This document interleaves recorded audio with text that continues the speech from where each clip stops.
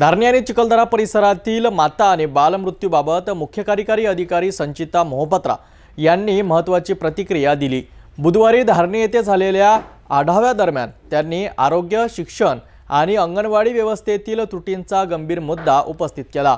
माता बालमृत्यूचे कारण फक्त कुपोषण नसून कमी वयात होणारे लग्ने, वेळेवर उपचार न मिळणे आणि गर्भवती महिलांनी वैद्यकीय सल्ला न घेणे हेही मोठे कारण असल्याचे त्यांनी सांगितले। तसेच बोगस डॉक्टरांवर कठोर कारवाई करण्याचेही इशारा त्यांनी यावेळी देण्यात आला। मेळघाटातील या महत्त्वाच्या बैठकीचा सविस्तर आढावा पाहूया। पण आता जे मेळघाटमध्ये PIL दाखल झालं होतं त्या अनुषंगाने पण सर्व आरोग्याची यंत्रणा आणि ICDS ची यंत्रणा सोबत आपण आज रिव्ह्यू मीटिंग घेतलं।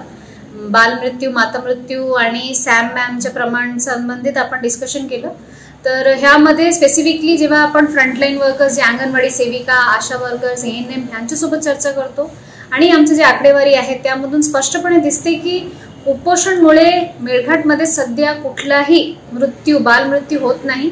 ते फक्त तेच रिझन नसते। कुपोषण सोबत बाळांचे जे मृत्यू आहे 0 to 6 वर्षामध्ये जून ते ऑगस्ट पर्यंत 47 मुलांचा मृत्यू झालेली आहेत आणि ते वेगवेगळ्या कारणाने झालेली आहे। कॉन्जेनिटल हार्ट डिजीज आहे, त्यामध्ये स्नेक बाईट आहेत, अदर अननोन बाईट्स आहेत, कोणाला मेंदूचा आजार होता। तसं बऱ्यापैकी वेगवेगळे आजार आहेत ज्यामध्ये मुलांची डेथ झालेली आहे आणि ह्यामध्ये कुपोषण हे प्रायमरी रिझन नाही आहे।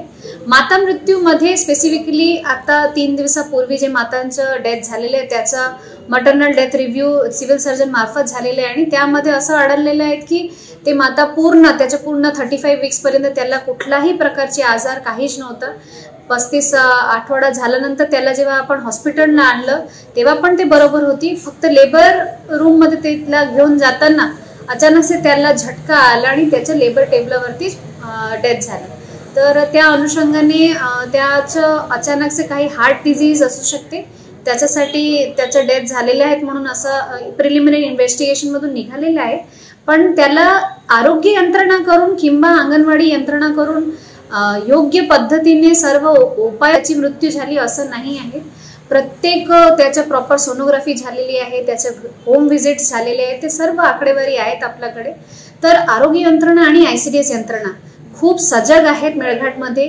ते लोक खूप प्रामाणिकपणे काम करत आहेत आणि त्यांचं मनोबल वाढ करण्यासाठी मी आज आलेले आहेत, रॅदर देन त्यांना हे सांगायसाठी की तुमच्याकडून चूक होते। मेळघाटच्या वासींना माझं आव्हान आहे, प्रशासनामार्फत आमचे निवेदन आहेत की बालविवाह कसं आपल्याला कम्प्लिटली रोखता येते त्याच्यासाठी सर्वांनी ह्यामध्ये सहभागी व्हावी।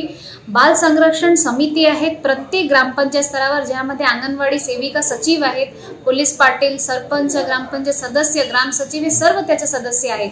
आपल्याला जेव्हापर्यंत आपण बालविवाह रोखणार नाही तेव्हापर्यंत माता मृत्यू, बालमृत्यू, कुपोषण ह्याच्यावरती आपल्याला मात द्यायला अजून जास्त वेळ लागणार आहे।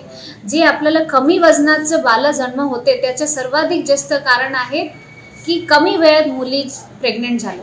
तर आपल्याला किमान मुलींना 12वी पर्यंत शिक्षण द्यायचे, 18 वयाच्या नंतरच मुलीचे लग्न व्हायला पाहिजे। आपल्याकडे लेक लाडकी सारखं इतकी चांगली योजना आहे, त्या योजनामध्ये सर्वांनी सहभागी व्हावी, मुलींचे शिक्षण घ्यावी आणि 18 वर्षाच्या पूर्वी मुलींचे लग्न होऊ देऊ नका।